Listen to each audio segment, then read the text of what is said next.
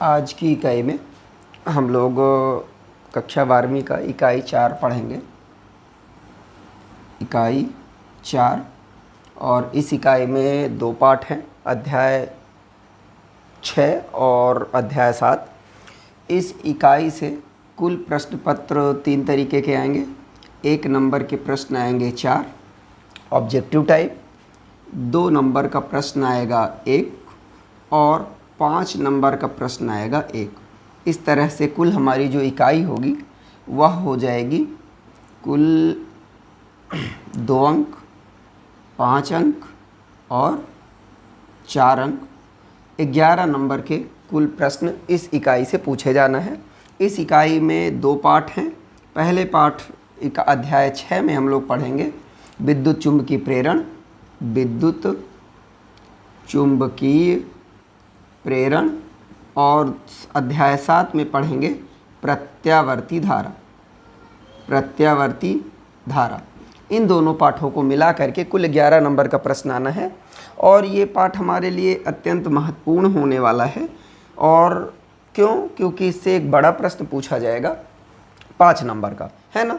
तो इस पाठ से संबंधित जितने भी डेरिवेशन हैं, बड़े क्वेश्चन बनने वाले हैं, उनको हमको ज़रूर पढ़ना है। साथ ही साथ छोटे प्रश्न यानी कि परिभाषाएं, विमेय सूत्र और अन्य छोटी छोटी परिभाषाएं जो बन सकती हैं इकाई अथवा मात्रक से संबंधित, वो भी हमको तैयार रखना है। ठीक है, तो चलिए शुरू करते हैं। इकाई 4 और अध्याय 6 विद्युत चुम्बकीय प्रेरण। विद्युत चुम्बकीय प्रेरण इसका थोड़ा छोटा पार्ट है और प्रत्यावर्ती धारा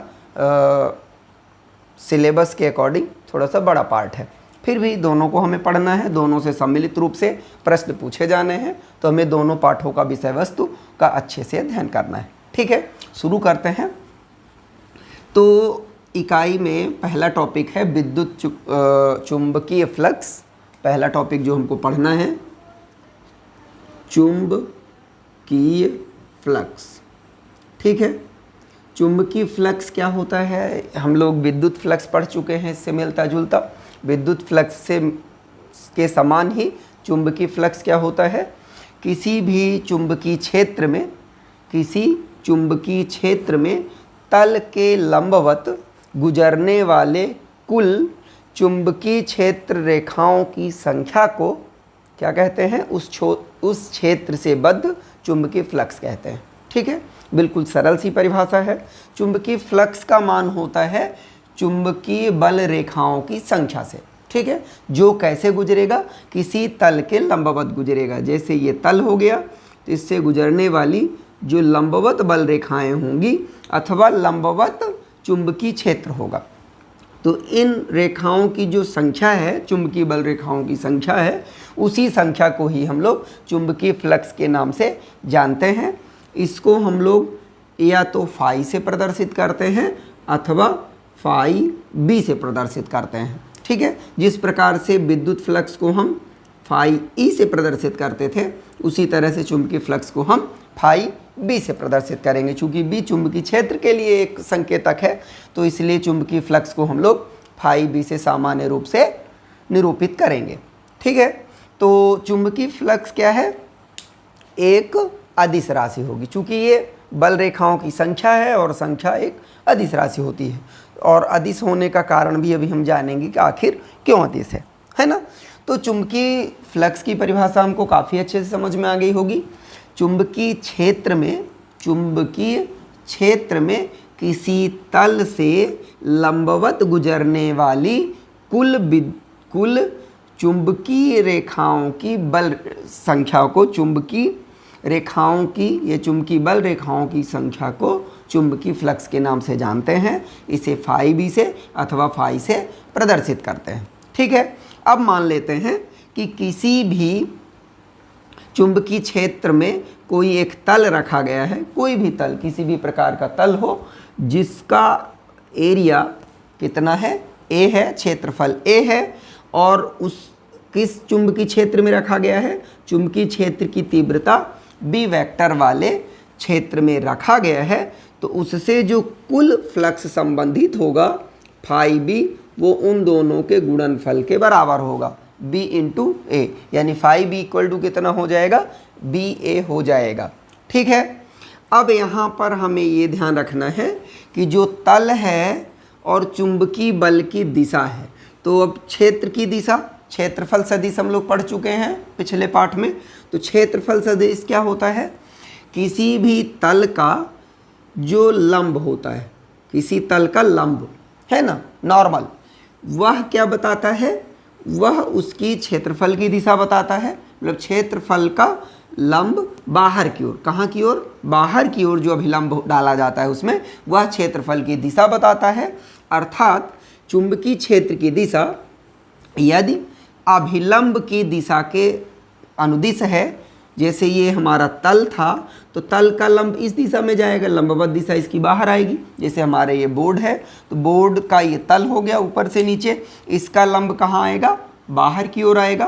तो पीछे से बाहर की ओर आने वाली जो चुंबकीय बल रेखाएं होंगी वो चुंबकीय फ्लक्स के अंतर्गत आएंगी। जैसे ये हमारा तल हो गया बोर्ड, ये मार्कर जो है तो अभिलंब की दिशा को निरूपित कर रहा है।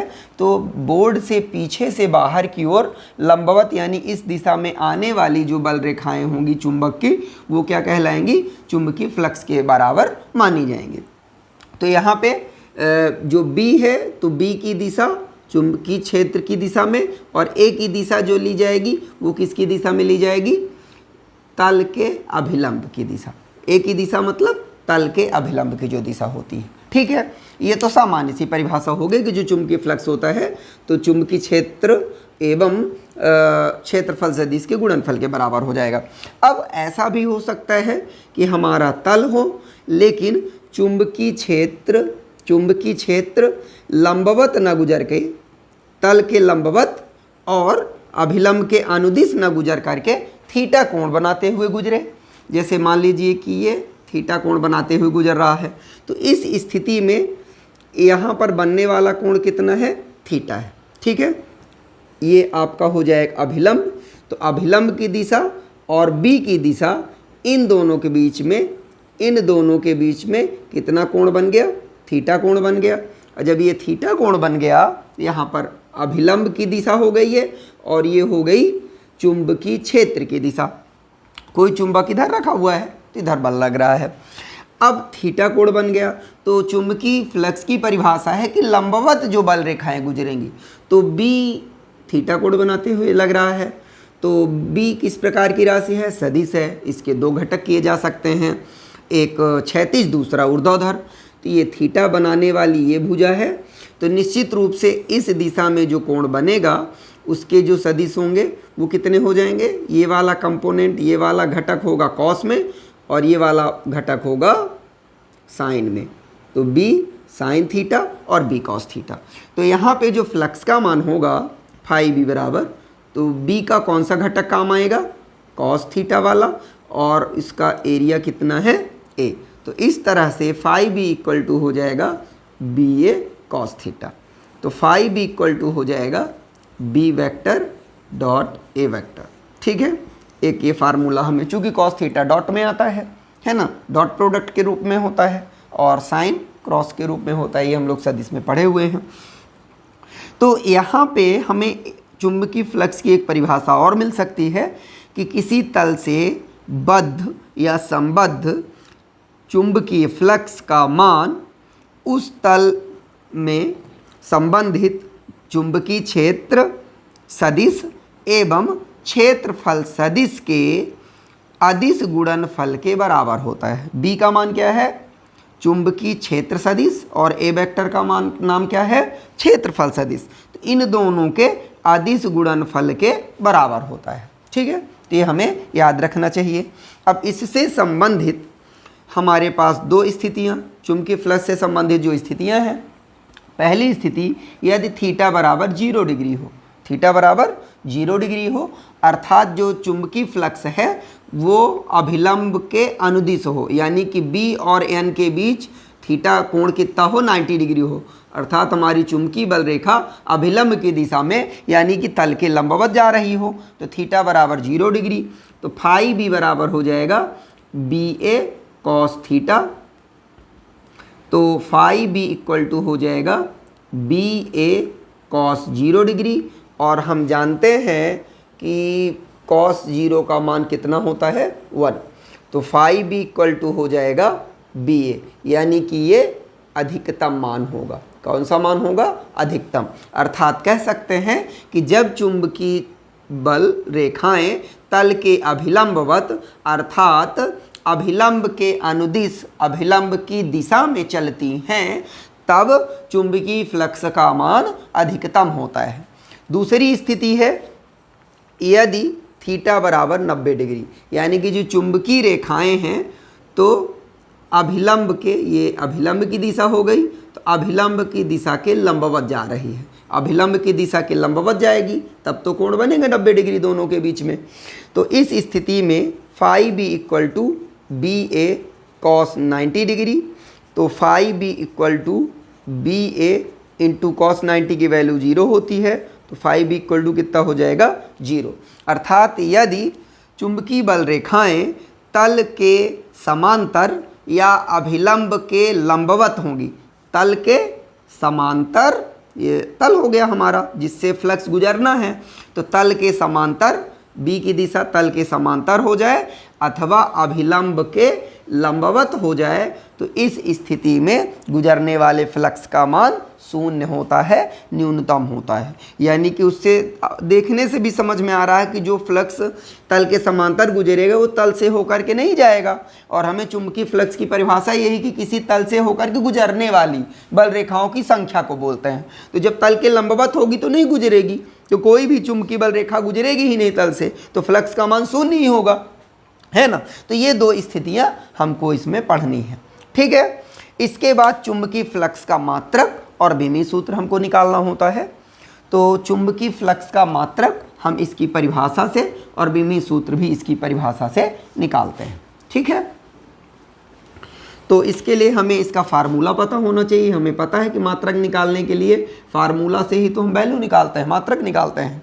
तो चुंबकीय फ्लक्स का जो मात्रक होता है, तो चुंबकीय फ्लक्स का एसआई मात्रक, चुंबकीय फ्लक्स का एसआई मात्रक जो होता है वो होता है वेबर, WEBER, वेबर, जिसको हम सिंबल WB से प्रदर्शित करते हैं, ठीक है। इसका दूसरा मात्रक, ये तो इसका व्यक्तिगत मात्रक हो गया वेबर। एक दूसरा मात्रक हम इस फार्मूले से भी निकाल सकते हैं, चूँकि फाई बी इक्वल टू होता है बी इंटू ए, तो बी का एसआई मात्रक होता है टेस्ला और एरिया का होता है, क्षेत्रफल का होता है मीटर स्क्वायर। अर्थात इसका जो एक मात्रक है तो टेस्ला मीटर स्क्वायर भी होता है। चुंबकीय फ्लक्स का एक मात्रक ये भी हम कह सकते हैं, जिसको सिंबल फॉर्म में टीएम स्क्वायर के रूप में हम प्रदर्शित करते हैं, ठीक है। तो phi B equal to B A tesla into metre square हो गया। अब अगर हमें एक वेबर की परिभाषा बतानी है, इसकी एक वेबर की परिभाषा, जैसे आ गया हमने अभी परीक्षा में देखा है कि इकाइयों की परिभाषाएं ज़्यादा पूछ रहा है प्रश्न में, है ना। 2-2 नंबर में इकाइयों के, हेनरी का पूछ लिया, टेस्ला का पूछ लिया, है ना, गॉस की परिभाषा पूछ लिया। तो हमें ये थोड़ा सा सीखना पड़ेगा। 2 नंबर के क्वेश्चन चूँकि इस इकाई से आना है, तो ये छोटी छोटी परिभाषाएँ जो व्यक्तिगत इकाइयाँ होती हैं उनके बारे में पढ़ना पड़ेगा। तो जैसे वेबर की परिभाषा हमको बनानी है तो ये भी इसी के सूत्र से बनेगी। तो सूत्र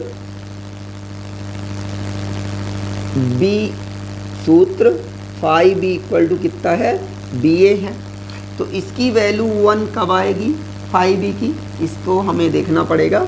यदि बी इक्वल टू 1 टेस्ला और ए इक्वल टू 1 मीटर स्क्वायर, तब फाई बी इक्वल टू कितना हो जाएगा, 1 वेबर हो जाएगा। तब वैल्यू होगी कितनी, 1 वेबर, ठीक है। तो कह सकते हैं कि 1 वेबर इक्वल टू कितना होता है, 1 टेस्ला इंटू 1 मीटर स्क्वायर, ठीक। तो ये परिभाषा हम क्या लिख देंगे, यदि 1 टेस्ला, परिभाषा हम बोल रहे हैं, ध्यान से सुन लीजिए। यदि 1 टेस्ला के चुंबकीय क्षेत्र में, 1 टेस्ला के चुंबकीय क्षेत्र में, चुंबकीय क्षेत्र कैसा हो, एक समान हो भाई, अलग अलग नहीं होना चाहिए। तो यदि 1 टेस्ला के एक समान चुंबकीय क्षेत्र में किसी तल को लंबवत रखा जाता है, कैसा रखा जाता है, लंबवत रखा जाता है तल को। और जब तल को लंबवत रखा जाएगा जैसे ये चुंबकीय क्षेत्र एक समान गुजर रहा है तो इसके लंबवत तल को हमें रखना है ऐसे। तो इस स्थिति में तल का जो लंब है तो चुंबकीय क्षेत्र के कैसे हो जाएगा, अनुदिश हो जाएगा, उसी की दिशा में नॉर्मल हो जाएगा, अभिलंब उसी की दिशा में हो जाएगा। तो इसकी वैल्यू कितनी हो, b की वैल्यू हो 1 टेस्ला, और ये जो हमने एरिया रखा है, जो तल रखा है, उसका एरिया कितना हो 1 मीटर स्क्वायर हो, मतलब लंबाई 1 मीटर, चौड़ाई भी 1 मीटर। तो इस स्थिति में जो इससे फ्लक्स गुजरेगा, कुल फ्लक्स गुजरेगा, यानी कुल बल रेखाएं जो गुजरेंगी वो 1 वेबर के बराबर कहलाएंगी। एक बार और अच्छे से सुन लेते हैं। यदि 1 टेस्ला के एक समान चुंबकीय क्षेत्र में 1 मीटर स्क्वायर तल वाला 1 मीटर स्क्वायर क्षेत्रफल का तल रख दिया जाए तो उससे संबंधित या उससे होकर गुजरने वाली बल रेखाओं की संख्या का मान कितना होगा, 1 वेबर होगा। ये 1 वेबर की परिभाषा हो गई। ठीक है, बन जाएगी। एक दो बार अपने से रिवीजन कर लेंगे तो बन जाएगा। इसके बाद अगला टॉपिक हम पढ़ते हैं बीमी सूत्र का। तो भाई बीमी सूत्र भी हम यहीं से निकाल लेते हैं। बीमी सूत्र phi B equal to B A से निकलेगा, है ना। तो B का बीमी सूत्र यानी चुंबकीय क्षेत्र का बीमी सूत्र हमने पिछले क्लास में आपको निकालना सिखाया था। अगर ना याद हो तो इसके लिए हमें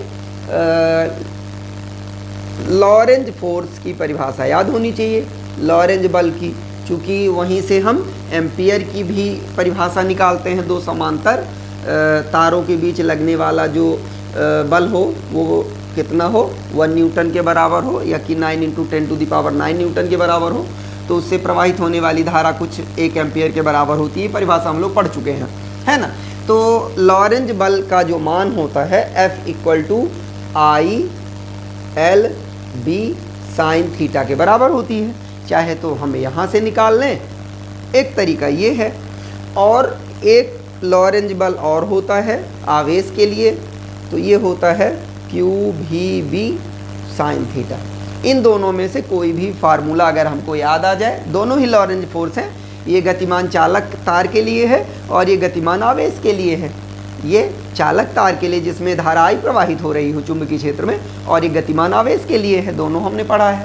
तो इन दोनों में से कोई भी जो आपको याद आ जाए, लॉरेंज बल का जो भी मान याद आ जाए, मान लीजिए ये याद आ गया, चाहिए दोनों से एक ही चीज़ निकलनी है, हम इस वाले को ले रहे हैं, F = IBL sin थीटा। ठीक है, तो यहाँ से B = हो जाएगा F/IL। F/IL, F की इकाई होती है न्यूटन, और इसकी होती है एम्पियर, और इसकी होती है L की मीटर, लंबाई का मीटर। आपको याद होगा कि चुंबकीय क्षेत्र की तीव्रता का एक इकाई न्यूटन पर एम्पियर मीटर भी होती है। एक इकाई कभी कभी हम लोग टेस्ला की बजाय क्या लिख देते हैं, न्यूटन पर एम्पियर मीटर भी लिख देते हैं। ठीक है, और ये चुंबकीय क्षेत्र की तीव्रता का लॉरेंज बल की सहायता से निकाली हुई इकाई है। कभी कभी ये प्रश्न पूछता है कि लॉरेंज बल की सहायता से चुंबकीय क्षेत्र की तीव्रता का मात्रक लिखिए, लॉरेंज बल की सहायता से। तो लॉरेंज बल की सहायता से ये इसका मात्रक कितना होता है, न्यूटन प्रति एम्पियर मीटर होता है, जिसको हम 1 टेस्ला के बराबर बोलते हैं।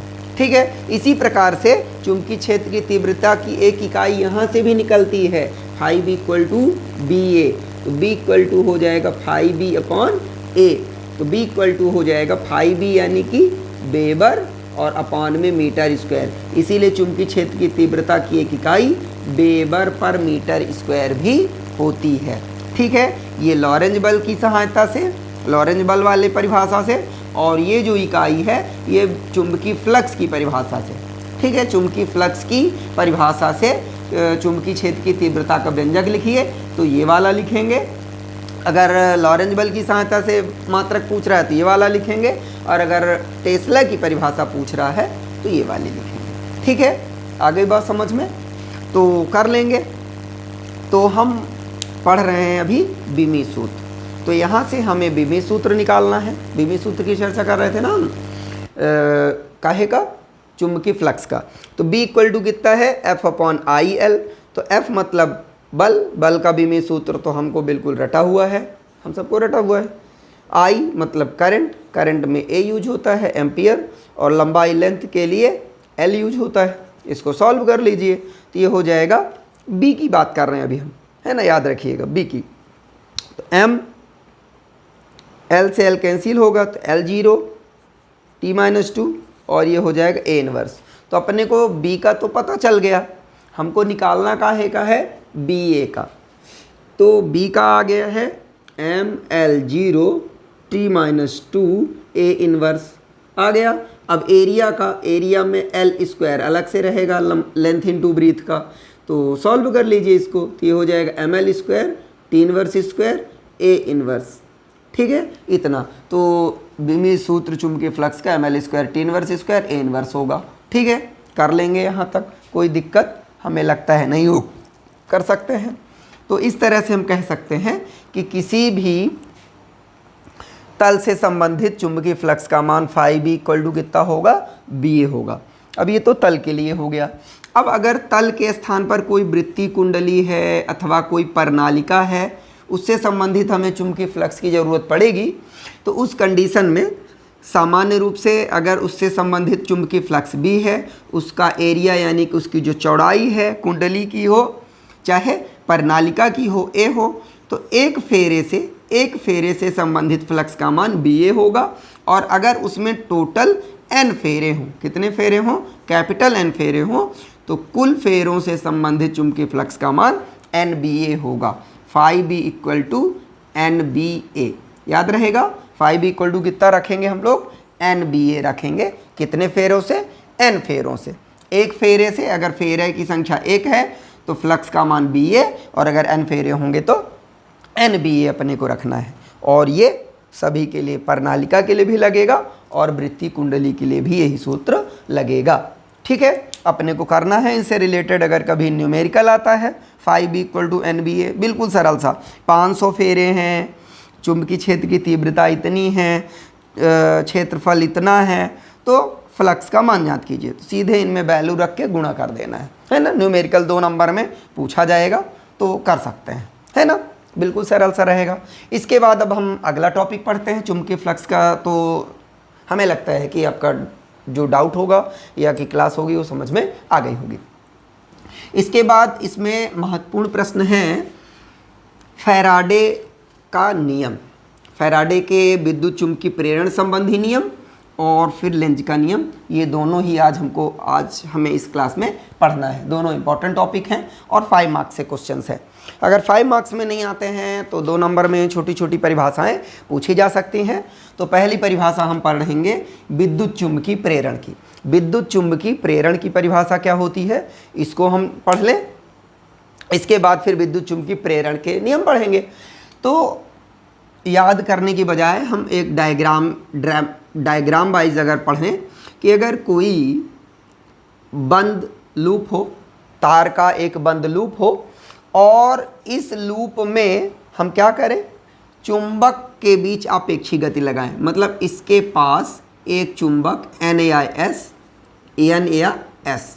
आपेक्षी गति या सापेक्षिक गति हो एक लूप के बीच, यानी कि बंद तार का कोई गोला हो, यानी परिपथ बंद हो। सीधे मतलब में लूप कहने का मतलब क्या है कि परिपथ हमारा बंद होना चाहिए, चाहे वो स्क्वायर शेप का हो, चाहे गोलाकार हो, चाहे किसी भी टेढ़े टपारे आकार का हो, वो बंद होना चाहिए।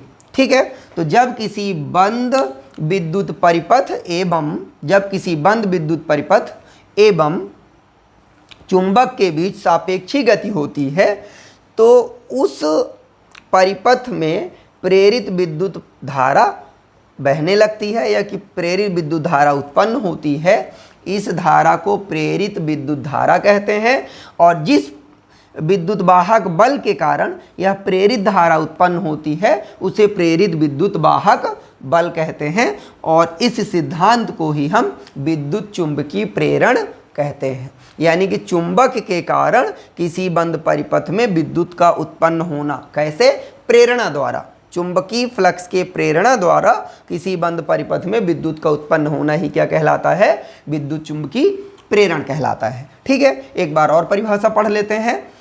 जब किसी बंद परिपथ या लूप, बंद परिपथ को ही तो हम लोग लूप बोलते हैं, जब किसी बंद विद्युत परिपथ या लूप तथा चुंबक के मध्य सापेक्षी गति होती है, तब उस बंद परिपथ में प्रेरित विद्युत धारा उत्पन्न होती है।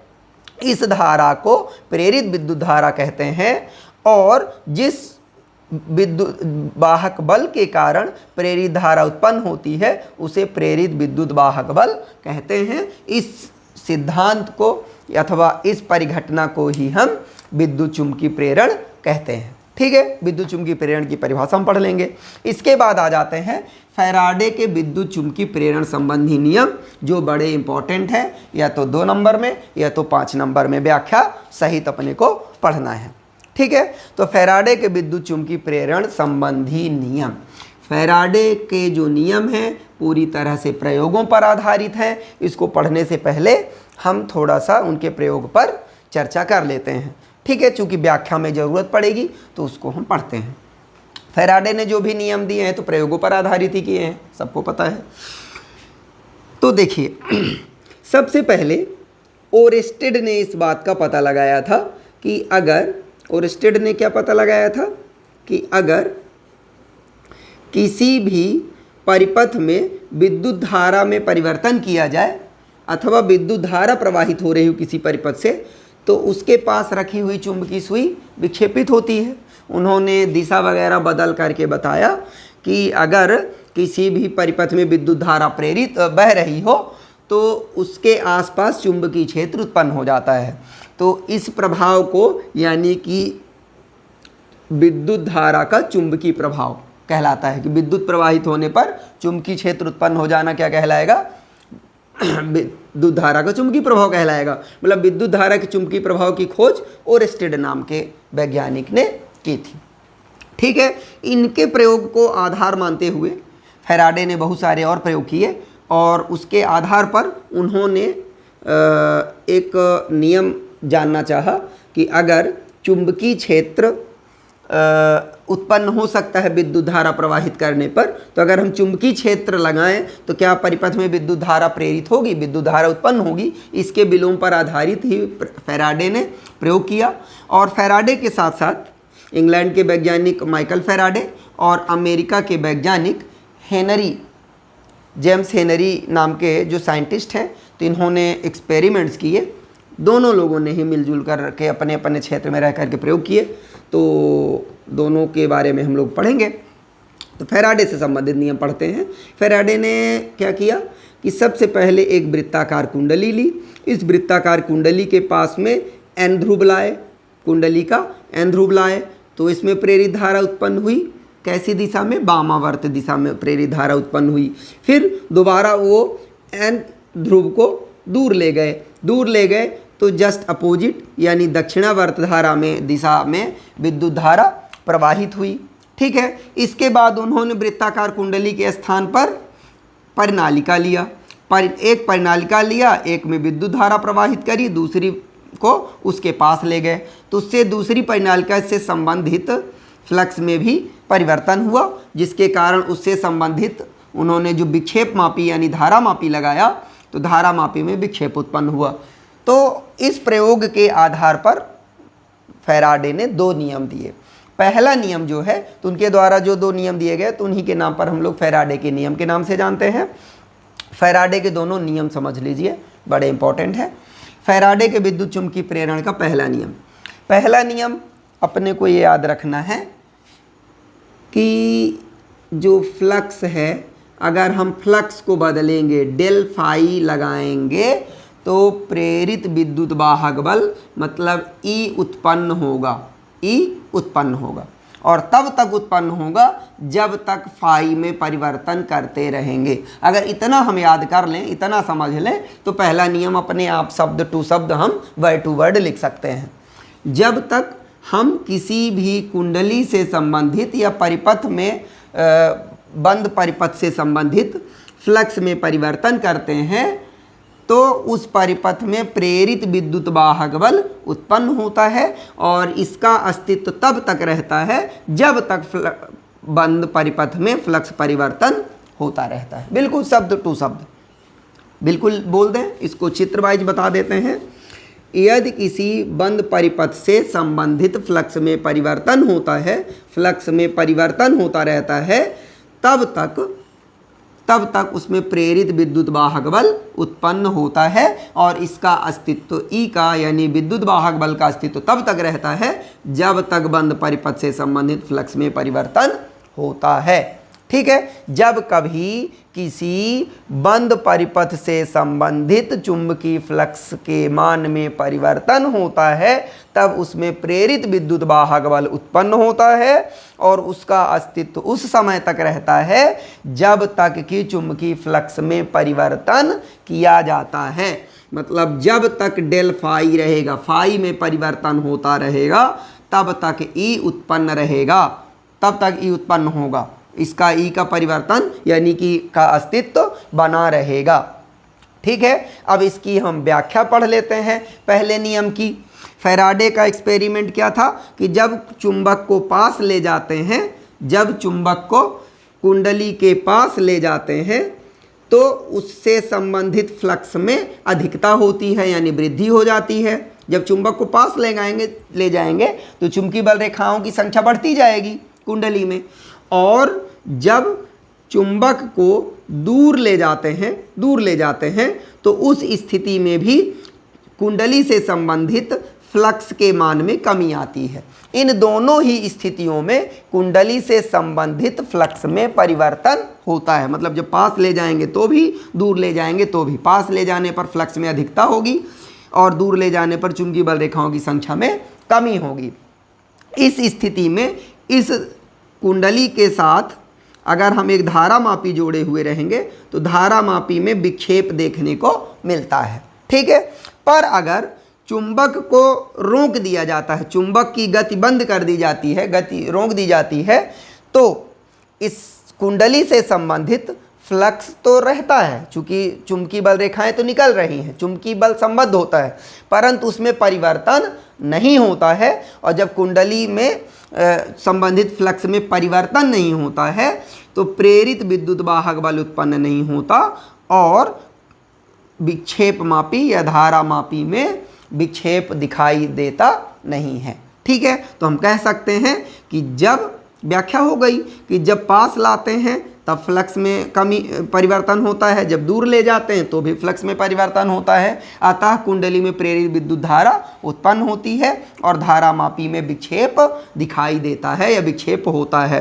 परंतु अगर चुंबक को स्थायी कर दिया जाए, गति न कराई जाए, रोक दिया जाए, तो फ्लक्स में परिवर्तन नहीं होता है, जिससे गैल्वेनोमीटर में यानी कि धारा मापी में फ्लक्स परिवर्तन नहीं होता और प्रेरित विद्युत वाहक बल उत्पन्न नहीं होता है। ठीक है, ये तो पहला नियम हो गया।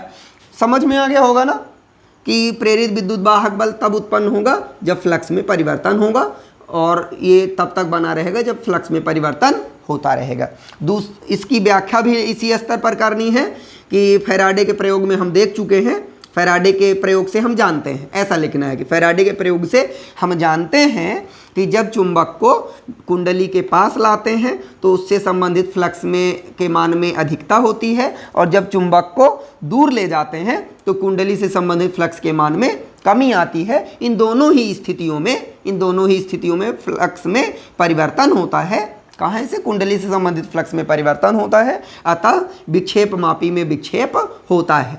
किंतु जब चुंबक को रोक दिया जाता है, गति बंद कर दी जाती है, तो कुंडली से संबंधित फ्लक्स का अस्तित्व रहता है किंतु फ्लक्स में परिवर्तन होना बंद हो जाता है, अतः धारा मापी में हमें विक्षेप दिखाई नहीं देता है। ठीक है, ये दूसरा नियम हो गया, ये पहला नियम हो गया। इतनी व्याख्या अपने को लिखनी है। अतः कह सकते हैं कि विद्युत वाहक बल फ्लक्स के परिवर्तन होने पर ही उत्पन्न होता है ना। फ्लक्स में परिवर्तन नहीं होने पर उसका अस्तित्व समाप्त हो जाता है।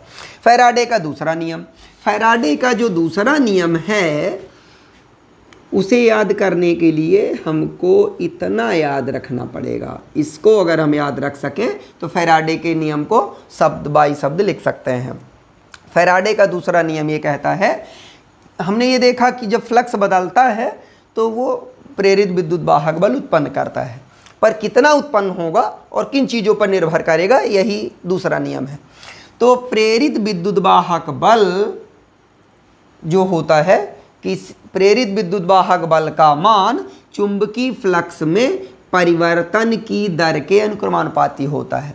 प्रेरित विद्युत वाहक बल का मान इसका ई का क्या नाम है, प्रेरित विद्युत वाहक बल का मान किसके अनुक्रमानुपाती होता है, उससे संबंधित फ्लक्स में परिवर्तन की दर के।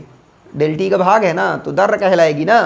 तो मतलब प्रेरित विद्युत वाहक बल का मान फ्लक्स परिवर्तन की दर के अनुक्रमानुपाती होता है। अब इसे हम सिद्ध कर लें इससे संबंधित। तो मान लेते हैं कि कोई कुंडली है जिसमें मैग्नेट हम दूर रखे थे, तो उस समय उससे संबंधित फ्लक्स कितना था, φ1 था, और ज़्यादा पास ले गए अथवा दूर ले गए तो फ्लक्स φ1 से बदल करके φ2 हो गया। फ्लक्स का मान कितना हो गया, φ2 हो गया, बदल गया। तो फैराडे के द्वितीय नियम के अनुसार प्रेरित विद्युत वाहक बल जो होगा किसके अनुक्रमानुपाती होगा, फ्लक्स में परिवर्तन की दर, है ना। प्रेरित विद्युत वाहक बल अनुक्रमानुपाते फ्लक्स में परिवर्तन की दर के, फ्लक्स में परिवर्तन की दर के अनुक्रमानुपाती होगा। तो प्रेरित विद्युत वाहक बल को हम ई से प्रदर्शित करेंगे, फ्लक्स में परिवर्तन की दर। मान लेते हैं कि φ2 माइनस φ1 टाइम कितना लगा, t टाइम लगा परिवर्तन होने में। प्रोपोर्शनल हटाएंगे तो एक कांस्टेंट लगता है k, φ2 minus φ1 upon t, minus का चिन्ह लगा देते हैं समीकरण 1, जहाँ k एक नियतांक है, प्रोपोर्शनल हटाने पर नियतांक लगता है, जहाँ k एक नियतांक है। कौन सा नियतांक, आनुपातिक नियतांक है। SI माध्यम में k का मान कितना होता है, 1। तो E बराबर कितना हो जाएगा, माइनस φ2 माइनस φ1 अपॉन t, समीकरण नंबर 2, जहाँ ऋणात्मक चिन्ह यह प्रदर्शित करता है कि जो प्रेरित विद्युत वाहक बल होता है फ्लक्स परिवर्तन का विरोध करता है। मतलब इसकी ई की दिशा और फ्लक्स के परिवर्तन होने की दिशा दोनों एक दूसरे के विपरीत होती हैं। तो ऋणात्मक चिन्ह केवल विपरीत दिशा को प्रदर्शित करता है।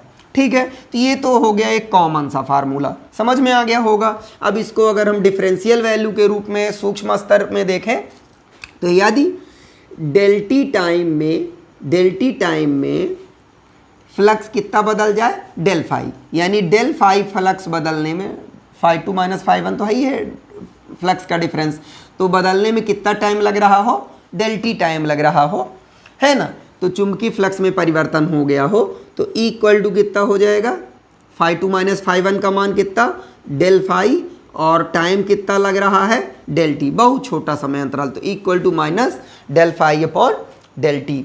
ठीक है, अब यदि समय अंतराल बहुत छोटा हो, समय अंतराल क्या हो, बहुत छोटा हो, छोटी वैल्यू हो, बहुत छोटा हो, मतलब डेल टी का मान अगर और छोटा करें, थोड़ा सा भी अब छोटा कर देंगे तो जीरो ही हो जाएगा, मतलब जीरो से पहली वैल्यू टाइम की, है ना। तो इस स्थिति में लिमिट लगती है, limit del T extends to 0 minus del phi upon del T. ठीक है, तो इस स्थिति में limit del T extends to 0, सबसे छोटी वैल्यू टाइम की, यानी कि फ्लक्स परिवर्तन का सबसे छोटा मान, और किसी भी फिजिकल क्वांटिटी का सबसे छोटा मान उसका डिफरेंशियल वैल्यू कहलाता है। तो ये काहे में बदल जाएगा, डिफरेंशियल में। तो D phi upon D T, D phi upon D T equal to कितना हो जाएगा, D phi upon D T. ठीक है, तो समीकरण जो 3 है तो ये क्या बताता है, समय डेल टी में होने वाला फ्लक्स परिवर्तन। अतः कह सकते हैं कि जो प्रेरित विद्युत वाहक बल का मान होता है तो फ्लक्स के समय के सापेक्ष प्रथम अवकलज के बराबर होता है। ठीक है, ये फैराडे का दूसरा नियम हो गया, समझ में आ गया होगा फैराडे का दूसरा नियम। ठीक है, अब यहाँ एक चीज़ और जान लेना जरूरी है कि जो प्रेरित विद्युत वाहक बल है इसका भी इकाई वोल्ट ही होता है, भले बल लिखा हुआ है, क्योंकि हमने पढ़ा है ना पिछले पाठ में कि विद्युत वाहक बल की इकाई वोल्ट होती है। ठीक, एकांक धनावेश को एक टर्मिनल से दूसरे टर्मिनल में, यानी कि सेल के परिपथ में एक टर्मिनल से दूसरे टर्मिनल तक अथवा सेल के अंदर ही एक टर्मिनल से दूसरे टर्मिनल तक ले जाने में जो व्यय होता है विद्युत शक्ति का, कार्य करना पड़ता है। तो चूंकि कार्य की इकाई होती है, वोल्ट की परिभाषा क्या होती है, work upon charge, work upon charge, यानी कि वर्क अपॉन क्यू, है ना। तो ये वोल्ट हो गया। तो अगर Q की वैल्यू कितनी रख दें 1, तो V इक्वल टू कितना हो जाएगा W। तो प्रेरित विद्युत वाहक बल का मान किए गए कार्य के बराबर होता है, और यहाँ से W की इकाई क्या आ जाएगी, वोल्ट। तो याद रखेंगे इसकी भी इकाई, प्रेरित विद्युत वाहक बल की इकाई भी वोल्ट होगी। इसके बाद आ जाते हैं लेंज के नियम में। ये बड़ा इंपॉर्टेंट है, लेंज का नियम। लेंज का नियम फैराडे की ऋणात्मक चिन्ह को भली भांति मतलब व्याख्या कर देता है कि ये ऋण चिन्ह क्यों लगाते हैं। ठीक, और जो लेंज का नियम है, तो प्रेरित विद्युत धारा की दिशा ज्ञात करने के लिए इसका उपयोग किया जाता है। ठीक है, चलिए लास्ट टॉपिक है, इसको हम पढ़ लेते हैं, इसके बाद आगे फिर अगली क्लास में हम लोग पढ़ेंगे।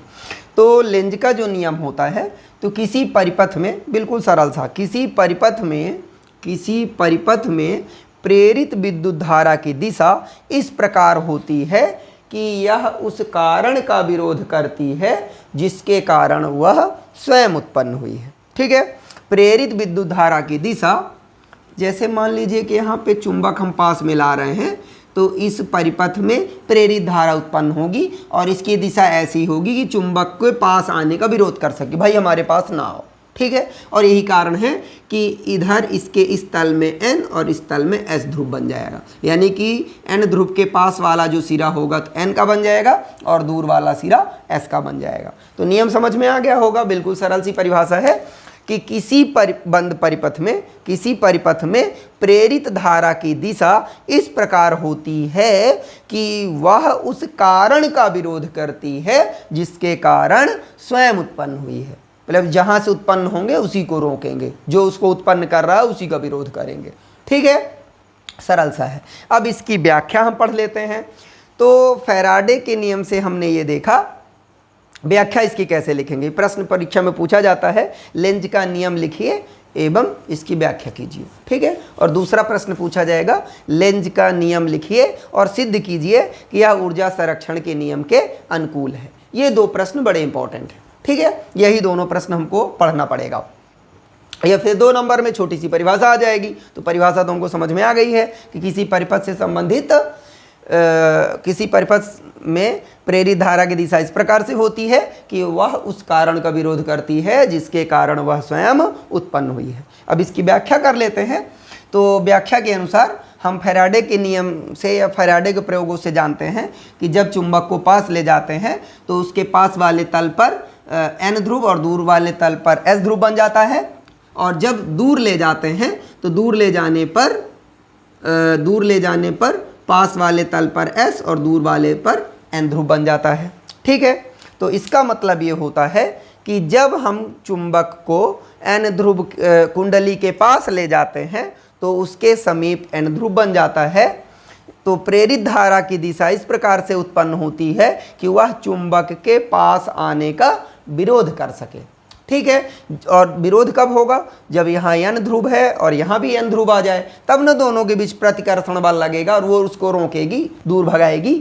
तो फैराडे के नियम से हम ये जानते हैं कि जब N ध्रुव को पास लाते हैं तो उसमें N ध्रुव बनता है ना। तो अतः प्रेरित धारा उत्पन्न होती है, तो प्रेरित धारा की दिशा इस प्रकार से होगी कि वह चुंबक के पास आने का विरोध कर सके। अतः कुंडली में चुंबक के समीप वाले तल पर N ध्रुव और दूर वाले तल पर S ध्रुव उत्पन्न हो जाता है, जिसके कारण कुंडली में जो धारा होगी, प्रेरित धारा की दिशा वामावर्त होगी। कैसी होगी, वामावर्त होगी। ठीक है, इसमें हमें अगर डाउट रहता है, इसको थोड़ा सा बड़े अच्छे से एक्सप्लेन करके बता देते हैं। ये देख लीजिएगा, ये हमारा N ध्रुव हो गया, ये S ध्रुव हो गया, ये कुंडली हो गई। तो इससे संबंधित फ्लक्स में पास लाने पर परिवर्तन होगा, है ना। तो कुंडली में धारा की दिशा n पास ला रहे हैं तो इधर n ध्रुव होना चाहिए। तो इधर हम सबसे पहले एक बगल में n बना लेते हैं, कुछ इस टाइप का n बनाते हैं, स्टाइलिश n बनाते हैं। ये n हो गया। तो ये वाला जो हिस्सा है तो इसमें दिशा इधर और ये वाले हिस्से में दिशा इधर, ऐसे, यानी कि धारा इधर से उत्पन्न होगी इधर जाएगी। अगर यहाँ पे हम गैल्वेनोमीटर लगाएंगे तो विक्षेप इधर ये प्लस और ये माइनस होगा, ठीक है। आने वाली दिशा माइनस और ये क्या हो जाएगी प्लस, तो दिशा एंटी क्लॉकवाइज कहला जाएगी। क्लॉक उल्टा, घड़ी की दिशा ऐसे होती है, विद्युत धारा अपोजिट घूम रही है, इधर से इधर घूम रही है, तो कह सकते हैं कि वामावर्त। तो दिशा कैसी है, वामावर्त। तो इसको हम फिर से एक बार अच्छे से एक्सप्लेन करके समझ लेते हैं। ये पास लाने पर और ये क्या है, दूर लाने पर। जब हम चुंबक को दूर ले जाएंगे तो उससे संबंधित फ्लक्स में पुनः परिवर्तन होगा। तो यहाँ पे अब एस ध्रुव उत्पन्न होना है, तो एस बना लिए स्टाइलिश टाइप का, ऐसे। तो ये दिशा और इसकी ये दिशा, मतलब इस हिस्से में दिशा ये रहेगी, इस हिस्से में दिशा ये रहेगी। जब हम लेंज का नियम लिखते हैं तो ये चित्र बड़ा इंपॉर्टेंट रहता है। चित्र के नंबर मिलते हैं दिशा से, दिशा हमको कन्फर्मली अच्छे से बनाना पड़ेगा, ठीक है। तो अब समझ लें, जब फैराडे के नियम से हम जानते हैं कि जब चुंबक का n ध्रुव पास लाते हैं, दूर ले जाते हैं, तो प्रेरित धारा उत्पन्न होती है, हम जानते हैं।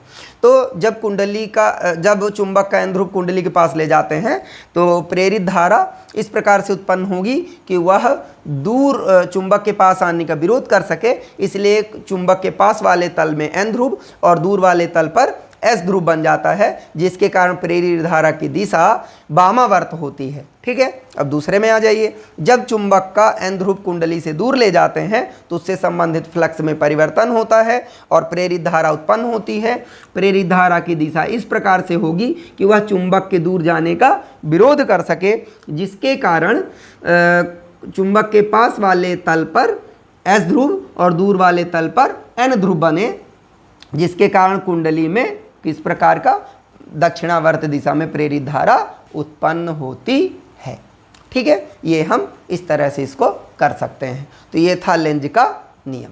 आगे बात समझ में, इतना हमने पढ़ लिया। अब दूसरा टॉपिक केवल इतना, लेंज का नियम लिखिए और लेंज नियम की व्याख्या कीजिए। दूसरा प्रश्न हमने बताया कि लेंज का नियम लिखिए, लेंज का नियम लिखिए एवं सिद्ध कीजिए कि यह ऊर्जा संरक्षण के नियम के अनुकूल है। ये बड़ा सरल सा है, इसी टॉपिक में हमको लिखना होता है, समझ लीजिए तो बन जाएगा। लेंज का नियम तो लिख ही लेंगे, अभी हमने पढ़ा है कि किसी परिपथ में प्रेरित विद्युत धारा की दिशा इस प्रकार से होगी कि वह उस कारण का विरोध करती जिसके कारण उत्पन्न हुई है। अब ऊर्जा संरक्षण के नियम के अनुसार कैसे है, 2 पैराग्राफ में इसका उत्तर लिखना है इसी चित्र के अनुसार। चलिए लिख लेते हैं। लेंज का नियम लिखा, इसके बाद ये चित्र बना लेंगे, फिर लिखेंगे। जब n ध्रुव को कुंडली के पास ले जाते हैं तो फैराडे के नियम के अनुसार प्रेरित धारा उत्पन्न होती है और प्रेरित धारा उत्पन्न होती है और तल के कुंडली के चुंबक के पास वाले तल पर n ध्रुव और दूर वाले तल पर s ध्रुव उत्पन्न हो जाता है, जिसके कारण चुंबक एवं कुंडली के मध्य प्रतिकर्षण बल, समान ध्रुवों में प्रतिकर्षण बल कार्य करने लगता है। प्रतिकर्षण लगाएगा ना, ये प्रतिकर्षण बल कार्य करने लगता है। तो हमें चुंबक को पास ले जाने में इस प्रतिकर्षण बल के विरुद्ध कार्य करना पड़ता है। किस बल के विरुद्ध, प्रतिकर्षण बल के विरुद्ध कार्य करना पड़ता है, जिसके कारण हमारे द्वारा किया गया कार्य, जैसे चुंबक है और ये कुंडली है, यहाँ n ध्रुव है, यहाँ भी n ध्रुव बन गया। पास ला जाने पर प्रेरित धारा की दिशा वामावर्त थी, तो दोनों के मध्य कौन सा बल लगेगा, प्रतिकर्षण बल लगेगा। और प्रतिकर्षण बल लगने के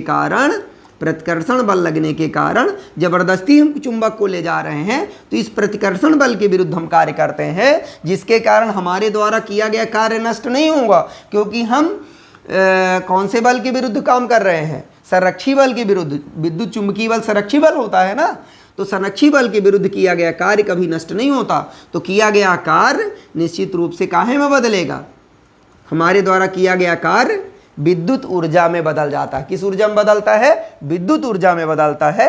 यही विद्युत ऊर्जा प्रेरित विद्युत धारा के रूप में प्रकट होती है। पहला पैराग्राफ समझ आ गया होगा, एक बार फिर से शॉर्ट में बोलते हैं। जब चुंबक का उत्तरी ध्रुव हम कुंडली के पास ले जाते हैं तो फैराडे के नियम के अनुसार कुंडली में प्रेरित विद्युत धारा उत्पन्न होती है, वामावर्त दिशा में प्रेरित विद्युत धारा उत्पन्न होती है, जिसके कारण कुंडली में चुंबक के पास वाले तल पर एन ध्रुव, दूर वाले तल पर एस ध्रुव उत्पन्न होता है, जिसके कारण चुंबक को पास ले जाने में हमें प्रतिकर्षण बल के विरुद्ध कार्य करना पड़ता है। चूंकि समान ध्रुवों में प्रतिकर्षण बल कार्य करता है, अतः हमारे द्वारा चुंबक को पास ले जाने में किया गया कार्य विद्युत ऊर्जा के रूप में, प्रेरित धारा के रूप में उत्पन्न हो जाता है। पैराग्राफ दूसरा, पैराग्राफ चेंज करेंगे, फिर लिखेंगे जब हम चुंबक का उत्तरी ध्रुव कुंडली से दूर ले जाते हैं तो पुनः कुंडली से संबंधित फ्लक्स में परिवर्तन होता है, प्रेरित धारा उत्पन्न होती है। तो प्रेरित धारा की दिशा दक्षिणावर्त होती है, जिसके कारण चुंबक के पास वाले कुंडली के तल पर एस ध्रुव और दूर वाले तल पर एन ध्रुव उत्पन्न हो जाता है, जिसके कारण प्रेरित धारा की दिशा इस प्रकार से होगी कि वह चुंबक के दूर जाने का विरोध कर सके।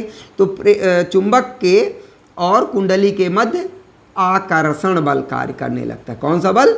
आकर्षण बल। चूंकि इधर एन है, यहाँ एस ध्रुव उत्पन्न हो गया है, तो आकर्षण बल कार्य करने लगता है, जिसके कारण हमें इस आकर्षण बल के विरुद्ध कार्य करना पड़ता है और हमारे द्वारा किया गया कार्य पुनः ऊर्जा में, विद्युत ऊर्जा के रूप में रूपांतरित हो जाता है। इस प्रकार से हम कह सकते हैं कि लेंज का नियम ऊर्जा संरक्षण नियम के अनुकूल है या ऊर्जा संरक्षण के नियम का पालन करता है। ठीक है, समझ में आ गया है? तो ये दोनों टॉपिक, फैराडे का नियम लिखिए एवं इसकी व्याख्या कीजिए, फैराडे का नियम लिखिए एवं फैराडे के द्वितीय नियम की व्याख्या कीजिए। तीसरा प्रश्न है लेंज का नियम लिखिए, 2 नंबर में लेंज का नियम लिखिए एवं इसकी व्याख्या कीजिए। लेंज का नियम लिखिए एवं सिद्ध कीजिए कि लेंज का नियम ऊर्जा संरक्षण के नियम के अनुकूल है। ये प्रश्न इस टॉपिक से संबंधित पूछे जा सकते हैं, हमको तैयार रखना है। ठीक है, बहुत बहुत धन्यवाद।